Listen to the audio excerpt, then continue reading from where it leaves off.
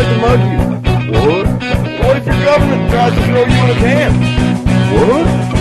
You're gonna want a shotgun. Oh. What? An automatic rifle. And a lot of ammo. Gun? Yeah, gun. We're all set to riot. Buy a gun. Before you lose your Second Amendment. Buy a gun. I'll burn you out like a Waco. They'll stick your ass in a camp. Set for the cops in riot gear. Gonna kick your ass and laugh. The revolution is on its way. Better lock and load your AK. Back up, back up, back up, back up, back up, back up, back up. Before you wish you bought a gun. Back up, back up, back up, back up, back up, back up. Before you wish you bought a gun.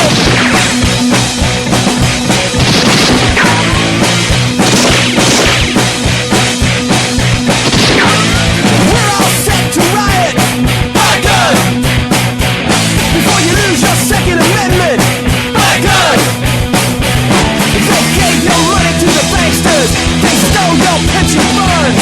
It's time that we took to the streets. It's time we had our turn. A revolution is on its way, and the founding fathers would say, back up, back up, back up, back up, back up, back up, back up. Before you wish you bought a gun. Back up, back up, back up, back up, back up, back up. Before you wish you bought a gun.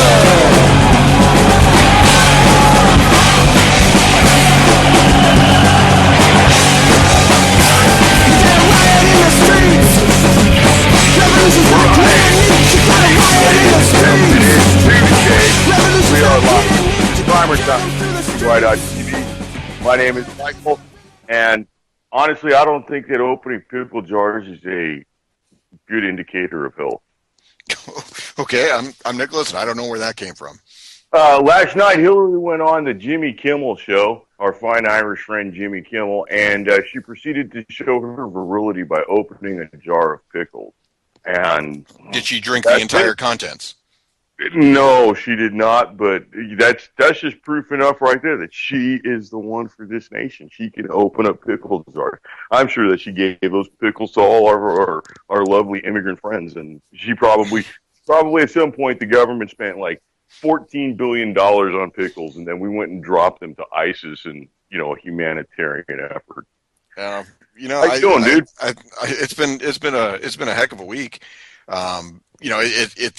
It's one of those things where I kind of, I gave up TV a while back. We the only thing we have is Netflix for the junior most member of the family. I'd like to congratulate you on throwing out the electric Bolshevik from your living room. That's a big step once you can evict that sumbitch from your life.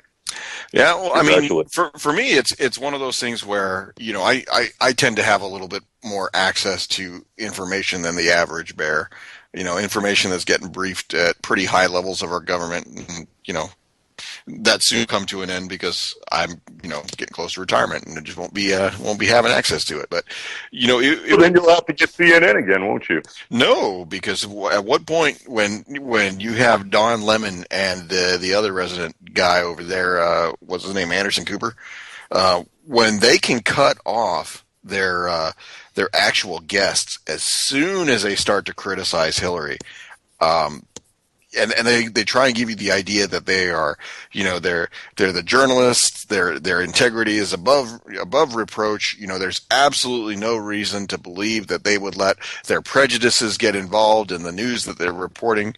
It's just disgusting to me. And the way I look at it is this, I'm not a huge Donald Trump fan. I'm a you know what? If it was Trump and Camacho 2016, that would be the dream ticket for me right now, because you have the choice between a guy who really isn't who he says he is and has been a politician the most of his adult life and claiming not to be, versus the criminal on the other side who has done everything she can to skirt the laws and regulations that I myself have had to abide by under the threat of being taken out in handcuffs of the buildings. And my God, if I know you at anything at all in my life, if somebody else gets to get away with something that you can't get away with, it's absolutely wrong. So, damn it, because I have rights. That's right. That's it. Yeah. I don't know, man. It's a media circus, and it's all over the place. But hey, let's take a question out of the chat that we got real quick. Um, how about a comparison between the AR-10 and the AR-15 for the one gun man? Okay, So for the dude who has one gun, the dude who has one gun. So my answer always goes back to my standby. That one gun better be the one that you can shoot, fire accurately, and have ample supply of ammunition to. So if you can afford the 308 or the 7.62 by 5.1, and you're competent with it, and you're competent with it in a platform that's maybe not the most reliable for it, go for it. it does sort of stretch that envelope to its maximum. It does. It's kind of like what the right arm of the free world, the FN foul, that was what was really described as pushing that caliber cartridge to its maximum limits. Pushing the platform that it was sitting in. That caliber is going to do whatever it wants, but that platform that it was sitting in was actually designed for like a 280 caliber rifle round, and pushing it all the way up to .308 is, well, there's an increase in pressure and an increase in recoil, different varying amounts of gas that have to be regulated. Yeah, it pushes that. So, and it does the exact same thing into in an AR-15 platform. Right. So, in the AR-10 versus the AR-15. Right. And I mean, we were just looking at a picture of a 300 blackout round that had been squeezed through a 5.56 barrel, and we were both kind of surprised at the strength of the upper receiver, which is usually a cast aluminum item. And that's because it's the most affordable way to do it. Now, there are billeted machined uppers, but those cost quite a bit of money. I mean, those are like $400, $500 uppers. And that will give you the lifetime strength and all that, but pretty much everything else is cast. Well, not only that, you've just bought yourself out of the availability of somebody, the average person, to go out and purchase that weapon. Yeah, the AR-10 starts really getting into double and triple the price of an AR-15, and then you're also looking at the price of the box of ammo being, well, basically double and sometimes double and a half. And then you're looking at another issue which is kind of unique to the AR-10. There's two different magazine styles for the AR-10. It's not even really a NATO mag. I don't believe. I think it does have a NATO number. One of them does, but there's another magazine style, and they're not interchangeable. And I really don't. I'm not into things with proprietary magazines that are not widely available, or something that is a very similar platform that has two very similar magazines that are not interchangeable. That kind of throws me off. So I don't know. I think in the AR-15 platform, I'd almost be inclined to stay with 5.56. And here's the other thing too. When you think about it like this, you're thinking about it in the 308 versus the 7.62 against the 5.56. You can actually achieve both in that one format of the AR-15 when you go to the 300 blackout route. So that to me is the tipping point for the scales to be in favor of the 5.56 AR-15, because if need be, you can modify that to go up to a 7.62 bullet without having to change the bulk of the components. Like we said before, everything pretty much with the exception of the barrel stays the same. The bolt carrier group stays the same. Your sights don't have to be changed out. Your charging handle is good. Your lower receiver is set up just the exact same way. Literally, it's do you happen to have a spare upper receiver that you can marry that to the 300 blackout bolt? And if you need more punch, you go to that. So, yeah, you could get a lifetime's use out of the AR-10 and the 7.62 by 5.1. I personally don't want to go that route. I mean, but other people, that may be more their cup of tea. I would just think, once again, if whatever decision you're going to make, it's got to be based on what you're comfortable around, what you can shoot and shoot accurately, and what you can get ammunition for. And you also have to, deal with the expected increase in failures that's going to happen, which means, you're going to have to be sitting on spare parts. Well, that too, yeah. So, yeah, I don't know, like, you talk about something like that, and we've got we're going to kind of go a little bit international. Some news out of Germany recently. Nick's got a kind of a special connection to Germany. I find it to be fairly interesting because, well, a good portion of our language and our American culture comes from Germany. That's and right. Danke. You can see there's what's described as a far right, nearly a neo-Nazi group called the AfD in Germany, which has been pushing for firearms rights for German citizens. And you kind of can couple that with some other news events that have been going on in Germany. One which would be a German government minister coming out yesterday and saying that all Germans should stockpile 10 days worth of food and associated water and be prepared for disaster, and in a non-Department of Fear sort of way. And a German general coming out saying that the German army should be allowed to or used for the removal of immigrants once they are, the undesirable immigrants are identified and sorted out, that use the army to remove them. So I think we've got kind of that AR-10 question kind of comes into maybe a little bit of a different light when you consider what's going on in Germany with people over there. I mean, that's also another part of the equation is what are you shooting with said calibers, right? That's true. That is absolutely correct. Now, 308 versus 5.56, or the 7.62 by 5.1 versus 5.56 Q3, whatever you want to call it. They're all basically pretty much the same round. I mean, these are military specific calibers. So as it stands currently in a lot of countries in Europe, you can't even get a hold of those as a private citizen. So that's one thing to consider. I mean, thank goodness we live in the United States where we can get a hold of those just by going down to the local Walmart or wherever else. The other side of the coin is that these folks that are over in Europe don't have the constitutional protections that we do to have a God-given right to own firearms. We're gonna keep seeing this go through the courts in the next coming years, and we're only 76 days away from the election. So expect on day 79 or so that a new constitutional challenge to the Second Amendment comes out. But there are folks over there that are now being encouraged to step up and provide for themselves, and that's one of the things that happened in Germany. Like Michael said, the party's name is AfD, and that stands for the Alternative for Germany, but in their native script is Deutschland. The individuals who actually are members of these political parties are super highly educated. I mean, we're not talking about somebody with their bachelor's degree. I mean, we're talking about somebody who spent the first 30 years of their life in school for nothing other than to become educated. And then once they shake out what their political proclivities are, they'll go ahead and they'll find a political party that they fit with. One of the things that's really commonplace over there is that their thesis actually gets published in the papers, which is you'll never see Hillary's thesis again. I think they yanked that straight from Google. That'll never come out.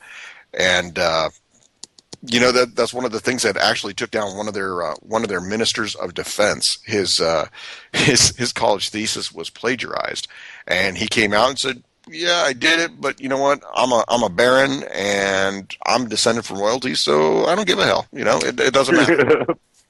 Bite me. Exactly. Yeah, and honestly, that kind of attitude actually kind of will torque the working class, and I think we kind of see a little bit of that here in the United States. Maybe not that exact same example, but we definitely see the view of the upper class versus the proletariat, and I think that's one of the many pressures that's leading to a whole lot of strife in this nation, and is, as we can see in Germany, leading to a whole lot of strife there. That's kind of I think the warning to have the 10 days worth of food and water and associated supplies.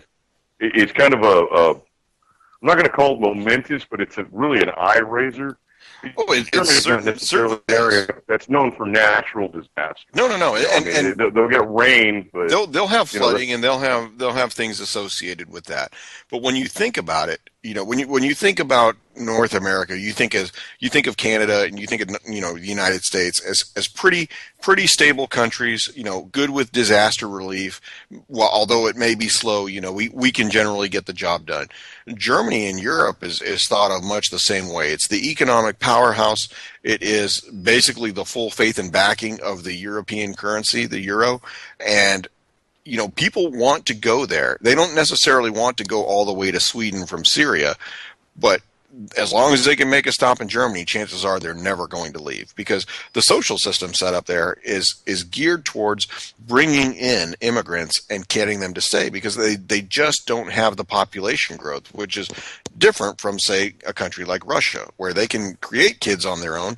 They just don't want to have outside influences. And I think that right there, the ability to create a growth in your population without the outside influence, I think that does not work into the greater global plan of we are going to be all using one money at some point. So, yeah, that's why Putin's a bad guy. Putin's a bad guy because I think because he loves his people, and that doesn't fit in his plan. And you may have heard that the New York Times has suffered a series of data breaches that are now being investigated by the FBI and attributed to Russia. Awfully convenient. Yeah. And just like what we had before, where it was, we're not so much concerned with what we found out in the leaked emails. We're more concerned that the breach occurred and people found out about it. So I think. Well, I find that very interesting that Congressman Jason Chaffetz out of Utah recently, I think it was just 2 days ago, had said that some of the emails that have been the new 15,000 that the emails that the NSA and the FBI just happened to find, like they're not sitting on every goddamn one of them. They contain information that he is the head of that committee is not qualified to see. So, this isn't just, her yoga schedule and making, wedding plans with her daughters and, does Bill want ice cream on the way home kind of stuff. No, this is, No. I mean, if you really want anything, look up a dude named Raj Fernando. I mean, that's all you got to know right there. If you look up that guy's name, Raj Fernando, you will find out that he donated nearly $1 million to the Clinton Foundation. Well, subsequent to that donation, or after that donation, rather, he was placed onto the National Board for Nuclear Policy, which deals with pretty much top secret stuff in the United States. He's got no qualifications. He's not a nuclear scientist. He's got nothing to do with the nuclear industry. He's a stock trader.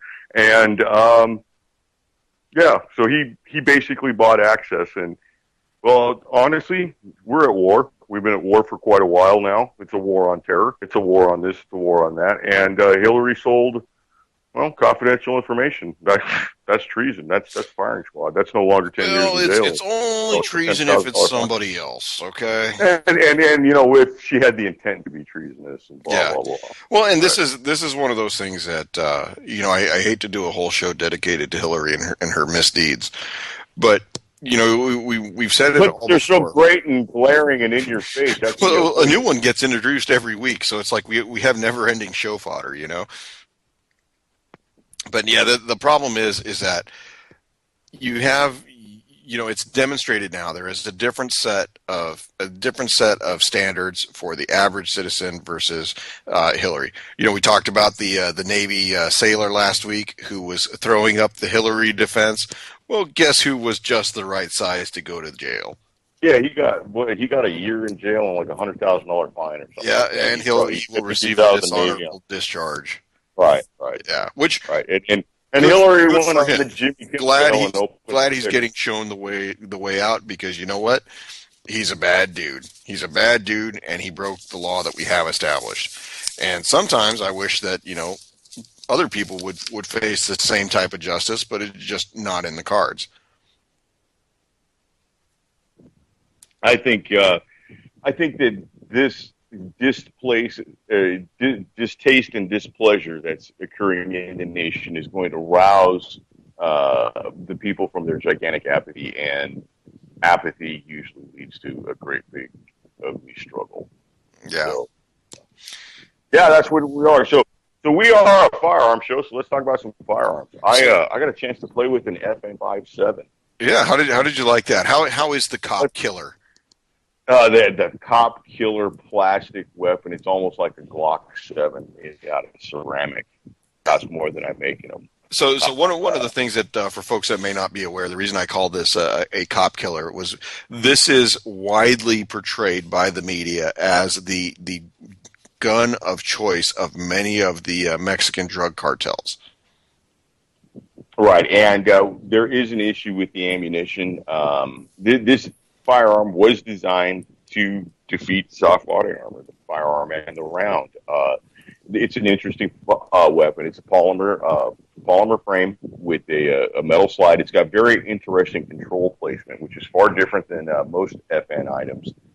It actually puts the safety directly in front of the trigger on the slide.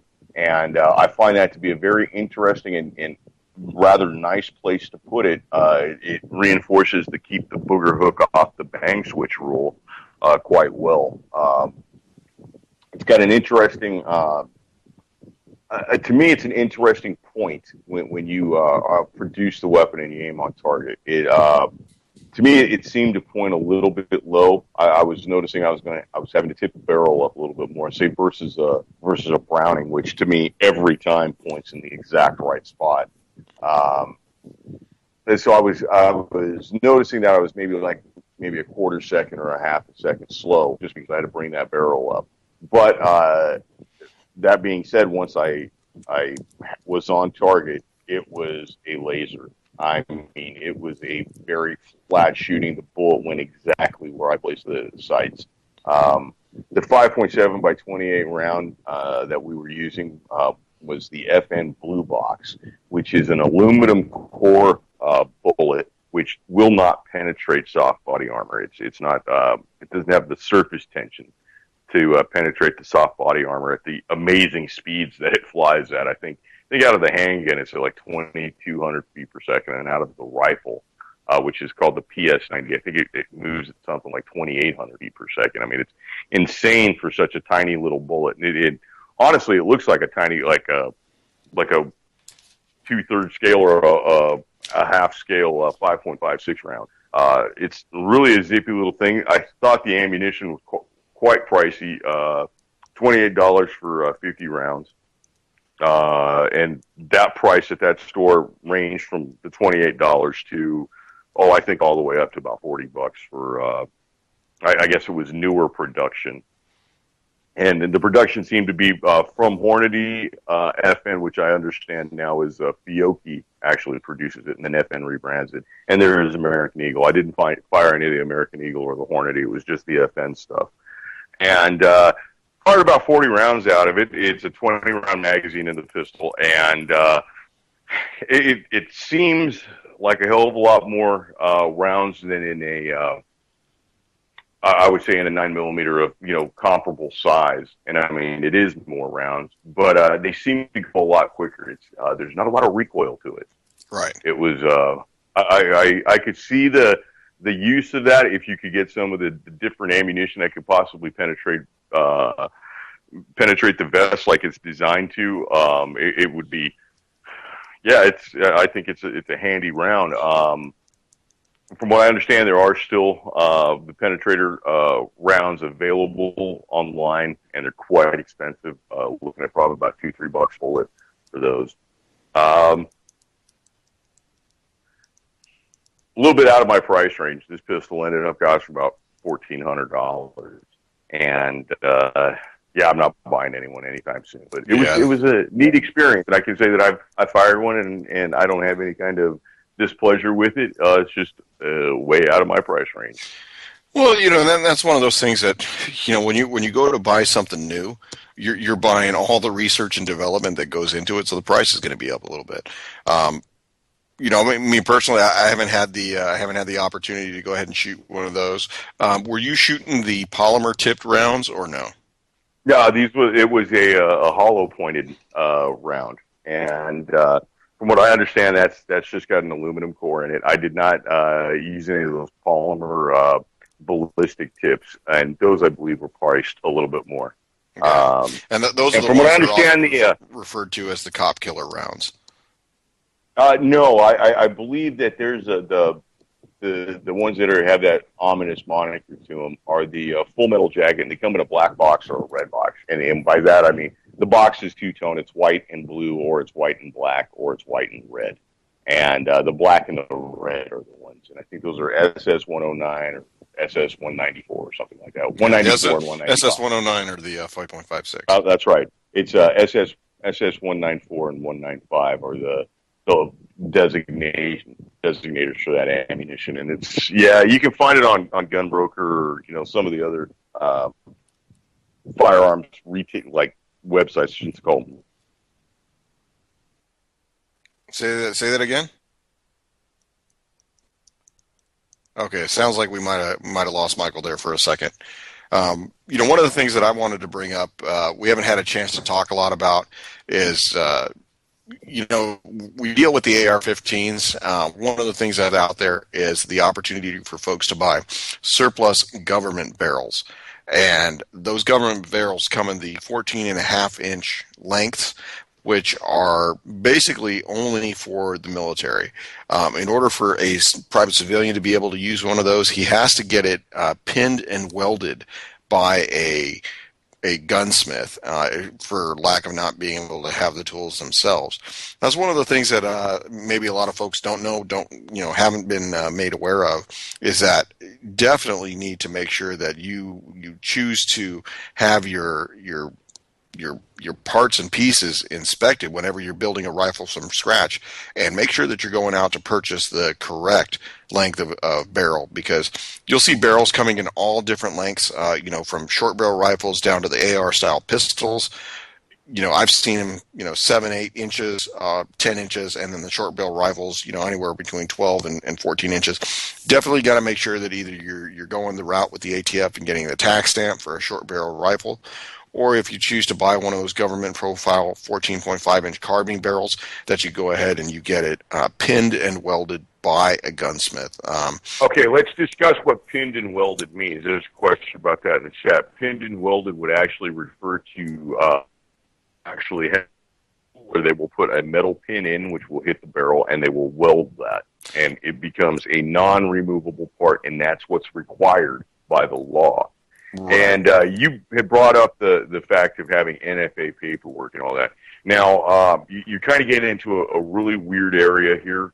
If you have an AR-15, anybody can go out and buy a 9-inch or a 7-inch or a 10-inch or a 12-inch AR-15 upper, as if you were going to build a pistol. If you do not have a pistol lower and you have an AR-15, a standard AR-15, you've got what the ATF likes to call constructive intent.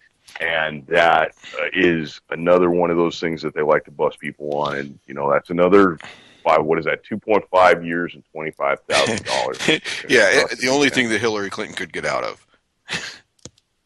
Right. Yeah, she had no intent. So, but if you've got parts that are not deemed sporting enough, or deemed pistol when it's a rifle, and you don't have appropriate paperwork, you've got the constructive intent. And so the pinned and welded is very, very important.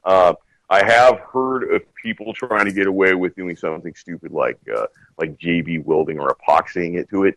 I got a feeling that if it was going to come down to the ATF, really trying to screw you, they got no problem putting. Well, see, and this is the thing. You're never going to be able to prove that epoxy. Yeah, you're never going to be able to prove the steps that you've taken, independent of actually drilling your flash hider, which is basically the portion that is going to extend that barrel once pinned and welded to meet the 16-inch requirement. And most people will actually go ahead and get like a 2.5-inch flash hider to make sure that they're good and beyond that threshold. Aside from going in and making sure that it's drilled, that it goes through, hits the barrel, and goes through the flash hider, and then gets a piece of steel rod and gets that welded and then reblued. you really can't fight the ATF. You know, whatever the ATF says is whatever the ATF says, and you unfortunately don't have the financial backing to stand up against their court cases. No, and the question was, so you can make an illegal firearm with legal parts, and absolutely yes, you can. Oh, And certainly, yeah. I think that's more of a, not necessarily a lure. That's more of a shooter's education and becoming familiar with the laws, and with the realization that the laws are not set up necessarily for your convenience or your safety or your interests at all. The laws are rather arbitrary. The laws have always been rather arbitrary. One of the criteria for the law is the sporting intent. Well, the Second Amendment says nothing about sporting. Yeah, The Second Amendment is there to kill government officials. I mean, straight up basic. That's well, what it is. it's to protect yourself from an oppressive government. It's not necessarily government. Well, We're not advocating that on PrimerTime at all. we're not advocating that, but if you get down to brass tacks, protecting yourself from an oppressive government is killing government officials. Because if they're going to oppress you, you have to oppress back to a level where they do not wish to oppress you further. And I'm not advocating that. That's just what it is. It has nothing to do with sporting purposes. I'm sure our founding fathers liked to go pheasant hunting, but they did that for food. It wasn't necessarily to have fun. It was the sporting purpose has no place in the Constitution. And there's a great big discussion that says, well, the Second Amendment was designed when there was only muskets around, so it should be just limited to muskets. Well, at that in the First Amendment limited to the parchment and quill pen. Certainly, and then No you wouldn't more necessarily internet. Internet, anonymity and being able to stand behind a computer with an IP address that's routed off through some offshore account. I think. So I was just going to say, Michael. I think that a lot of the argument that goes out there is, part of it is there's a very educated segment of the population that only wants to bring up one side of the argument. We talked a little bit before the show about I had a coworker who came up to me and was saying things like, "Oh, well, no. Do you think that there's going to be any more instances of gun violence?" And I'm like, well, hold on. Let's get some definitions straight. Let's get some terms hammered out. Are we talking about like situations where guns jump out in a school zone and randomly start shooting kids, or are we talking about people who intend to break laws and use a tool at their disposal with which to do that? So I think that when you sit and talk to folks, it's interesting to not give an answer right away. It's really more important to sit there and let them fully explain themselves and tell you which area they're coming from, because a lot of these people have such a strong viewpoint that they can't help themselves but by exposing their prejudices. What do you think? I have a feeling that a lot of these people who say things like that really haven't put any kind of effort into actually thinking about what they're saying. They're just parroting things that they've heard in the media.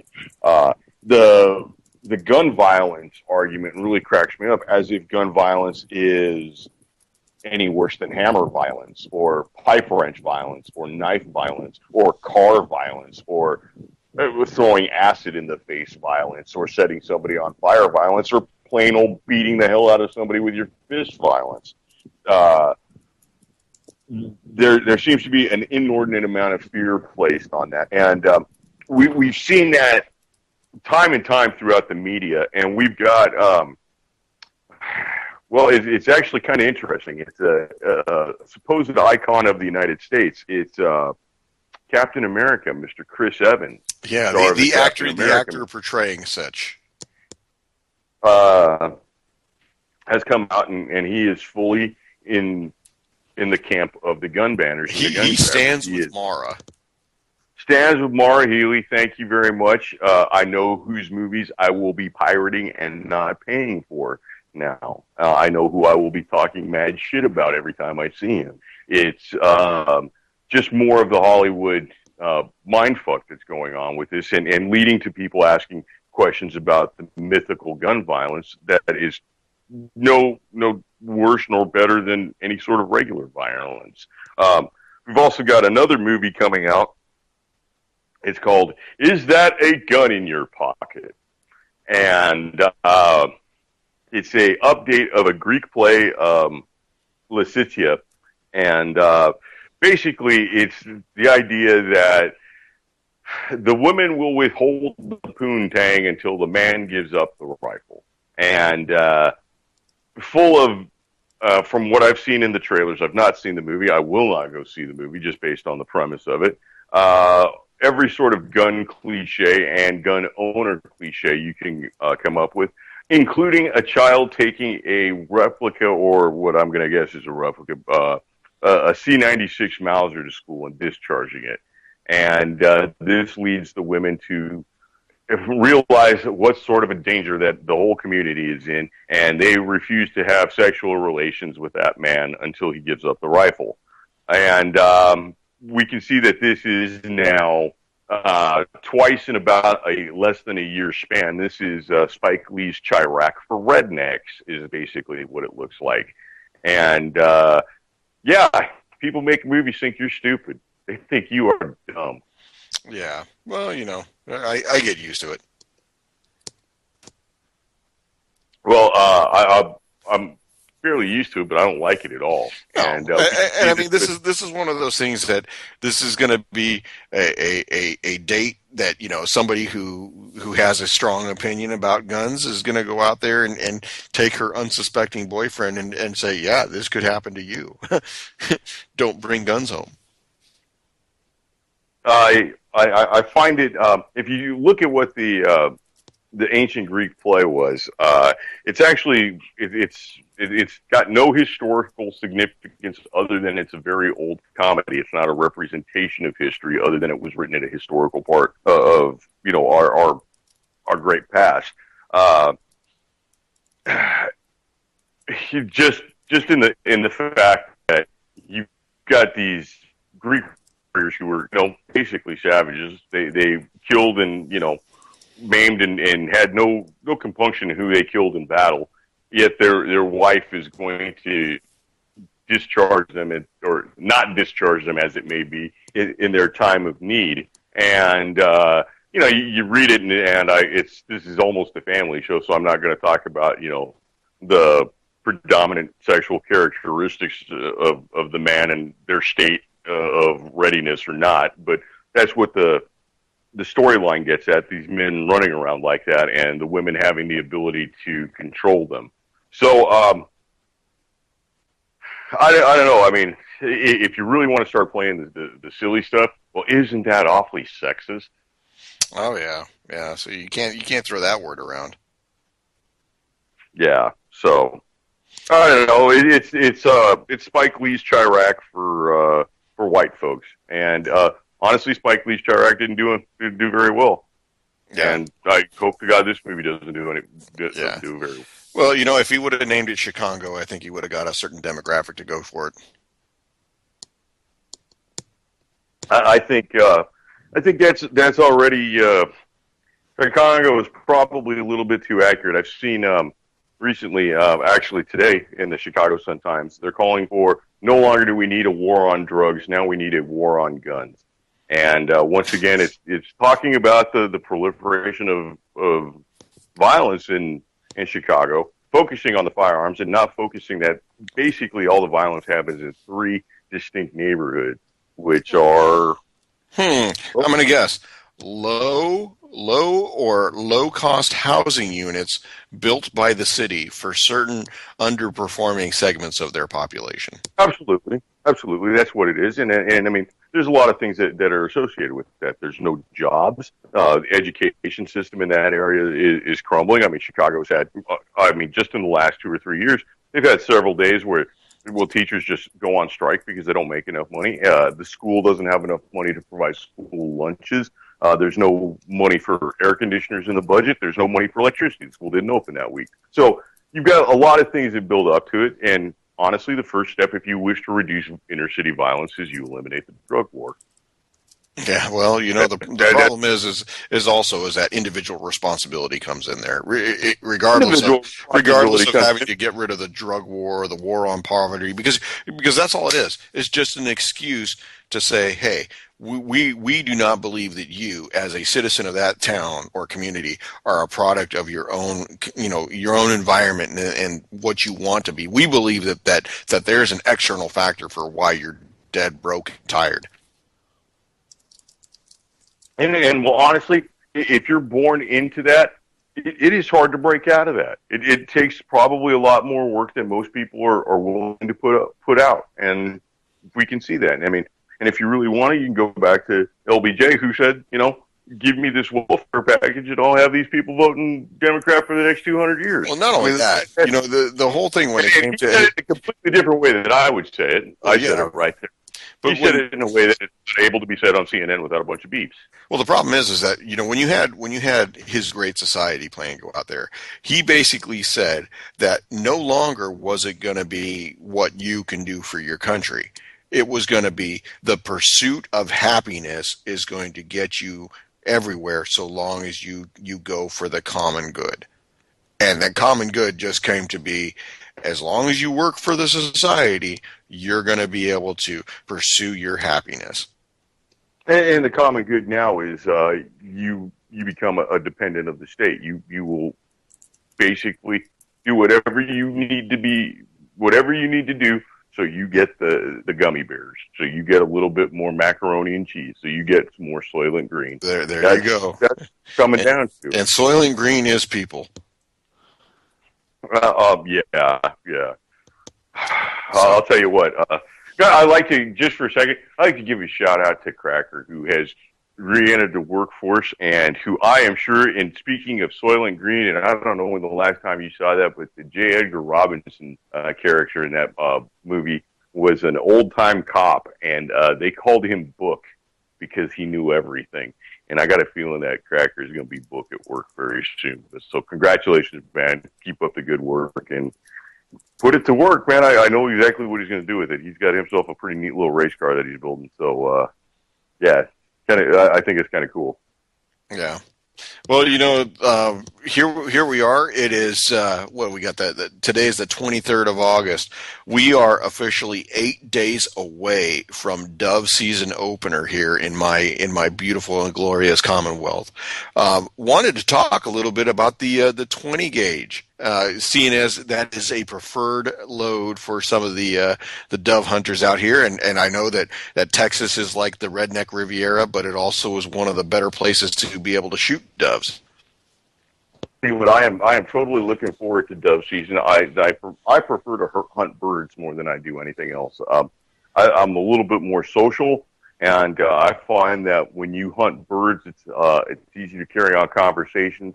Maybe have a cigarette with your friends or something, and you don't necessarily spook the birds.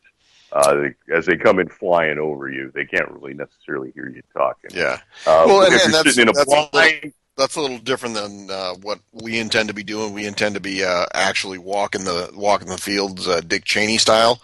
Hopefully, we won't be shooting other people Dick Cheney style. But out here, since we have a lot of farms with standing corn, I've talked to my local farmer who is my landowner, and he is going to be shelling the corn shortly. And as soon as he gets those fields knocked down, the next day, we are going to be going through walking those fields, and basically we're going to be doing man drives, and we're not going to have any dogs with us, so we're going to be flushing the birds just by walking through the fields and trying to go online and see how that goes, old skirmish line style.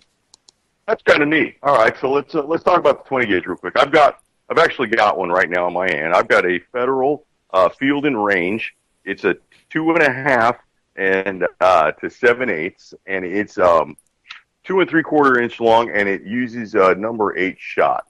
Number 8 shot is very, very small shot. I believe that 7/8 is the weight of the shot. I believe that's 2.5 grams of powder that sits inside that. That's a very economic load. That is what could be bought at any hardware store, any any outdoor store, any large retailer that carries ammunition, they will have something very, very similar to that. That is perfect for what you need. It's a low brass shell. It's got basically it's fairly tame. I find it's not necessarily a shoulder punisher, and I know that's why you've gone to the 20 gauge Why, because certainly. your shoulders are My shoulders have been bit punched more than enough. right, and the 12 gauge can pack a little bit more punch, and I mean there's ways to alleviate that, but we find the 20 gauge to be a little bit more user friendly straight out of the box without having to do that. Yeah, certainly. And One of the things that I think that a lot of people like is the versatility between, the 20 gauge, whether it's a pump, whether it's a semi-auto, or whether it's a brake action. The felt recoil as compared to the 12 gauge, I think, is one of the things that a lot of people, if they're going to start out and they don't go for the 410, I've actually seen quite a few people who say that they started out with the 20 gauge.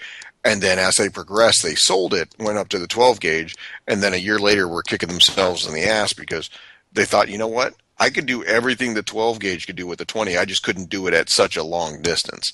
And whether it's for migratory birds or whether even for turkey, a lot of people say that the 20 gauge it does everything just as well, just without the extended range. I believe.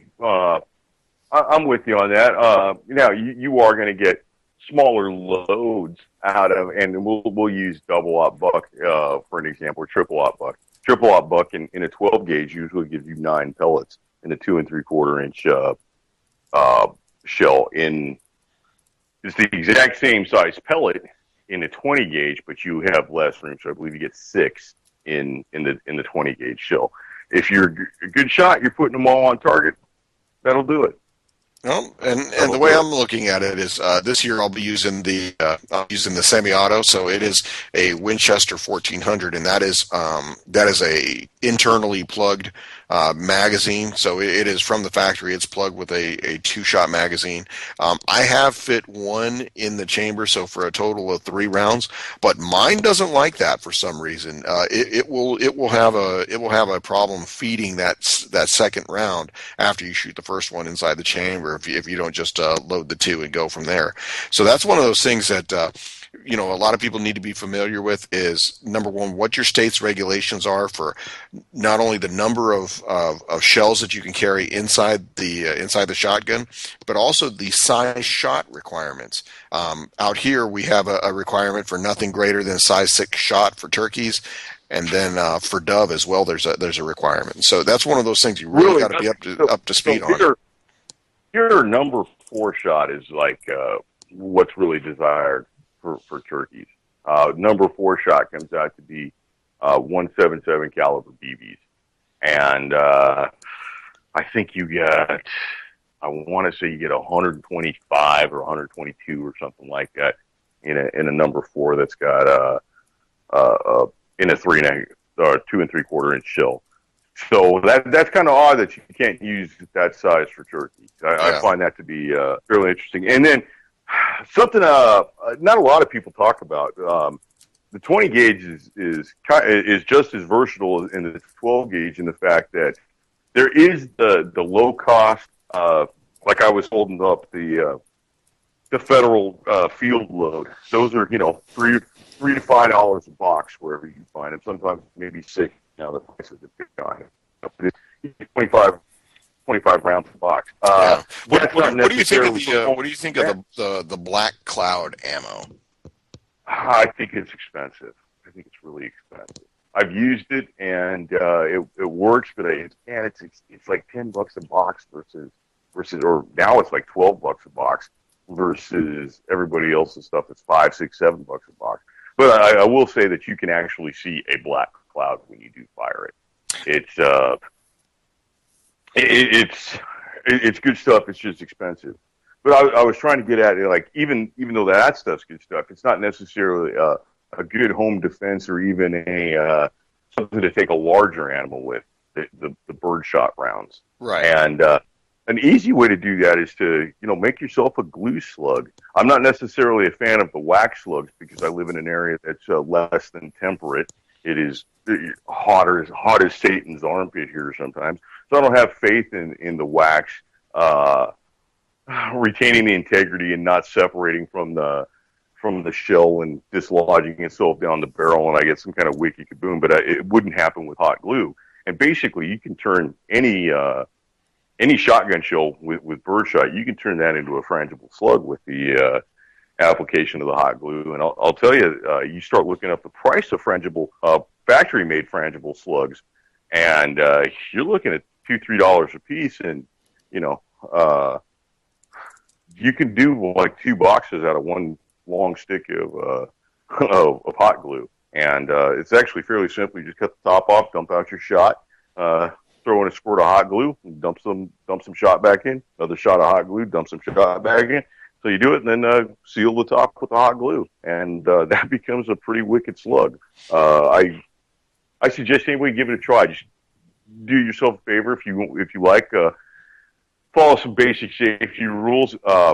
Number one, try and have a scale nearby that will measure in grams and give you tenths and hundredths of a gram on it, and try to keep within 10% of the originally loaded weight. I would even say try to keep it exactly the same. You're probably not going to, because you're changing the composition of it. But within 10%, you'll be very safe, and give it a try. It's fairly interesting. I'll tell you, it's in a 12 gauge, it's fairly devastating on a 6x6. Oh, there you go.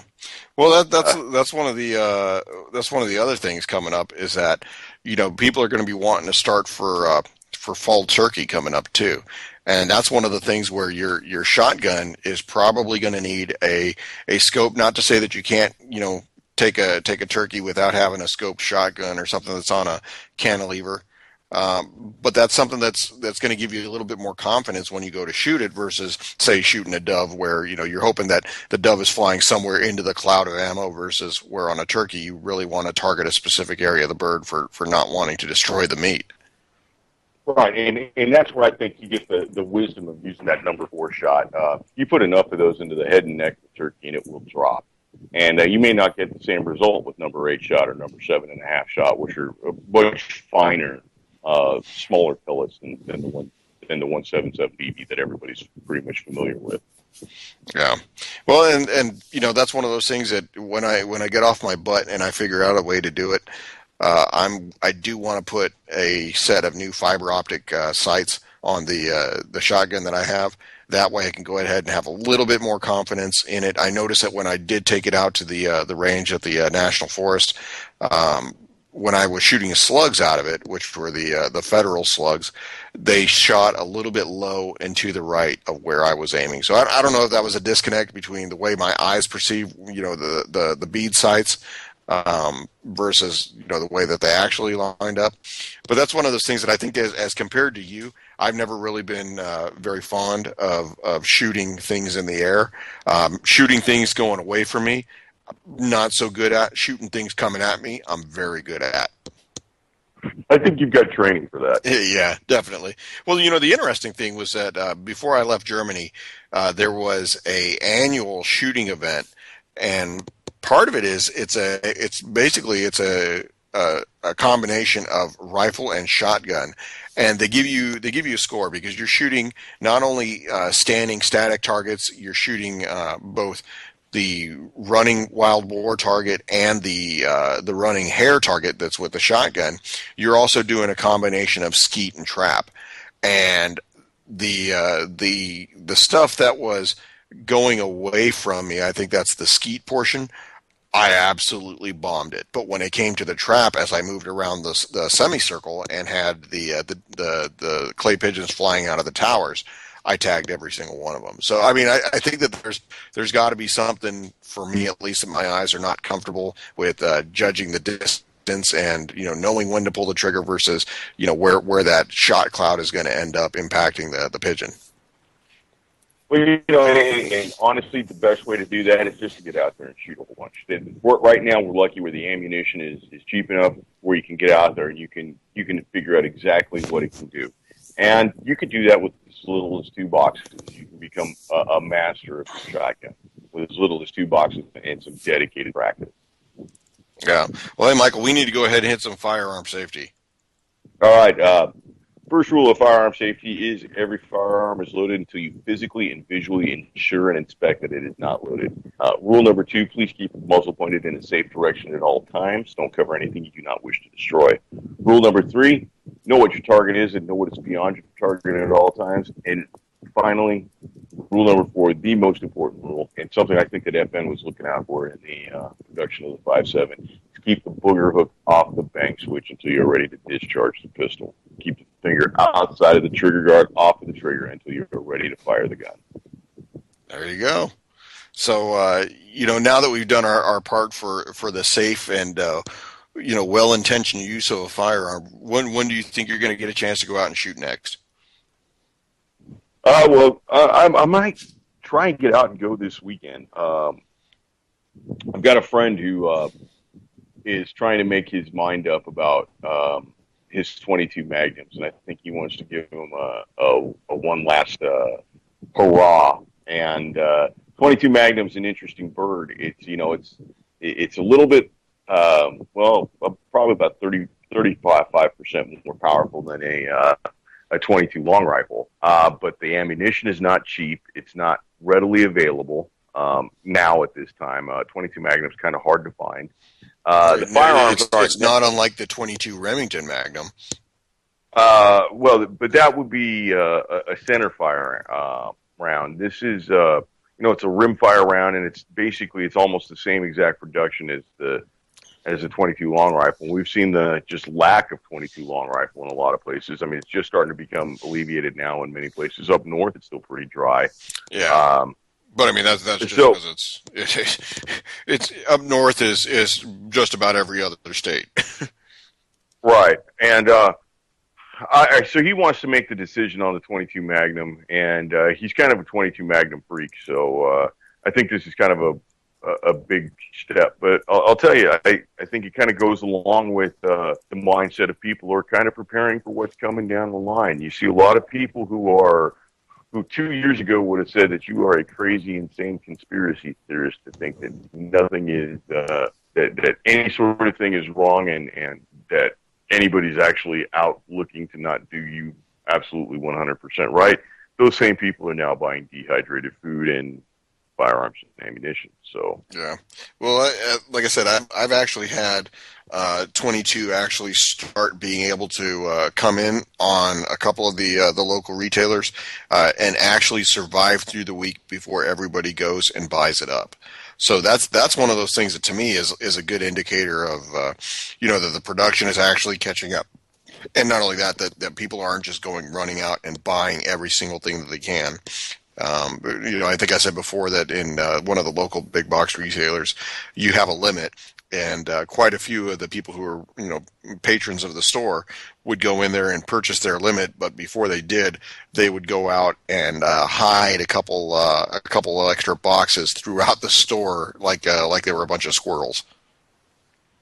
I've seen, and I can admit to this, that back when the real rush was on, hitting Walmart at 11:30 at night, and yeah, I bought all their Winchester white box and 9mm, and the guy didn't care. It was just something else he didn't have to stock. So I'm sure there's plenty of that still going on. Yeah. Well, it's getting close. We always get cut off by the bumper music, so I wanted to give a big shout out to a friend of the show, Oddball. We know he'll catch us on the rewind. He's out there doing great things for God and country and the rest of us. So good to have him as a friend of the show. We hope he gets back soon. And Michael, it's good to talk to you this week. Nick, it's wonderful. I hope Oddball stays safe and take care of number one out there, buddy. I'd like to give thanks to Jules and UCY. This is really a wonderful platform we're on. And if you got a couple bucks, do me a favor and hit her PayPal. There's a way to buy stuff on Amazon through the UCY store. It doesn't cost you anything. You just kind of use her portal, and she gets a little bit of that. If you can, I mean, this is interesting radio here, if nothing else. One of the last places you get live radio. It got a little bit of everything from Rainbow Zelania to us. I mean, everybody get out there, buy a gun. Thank you very much. UCY.TV rocks. Take it easy, folks. See you next week.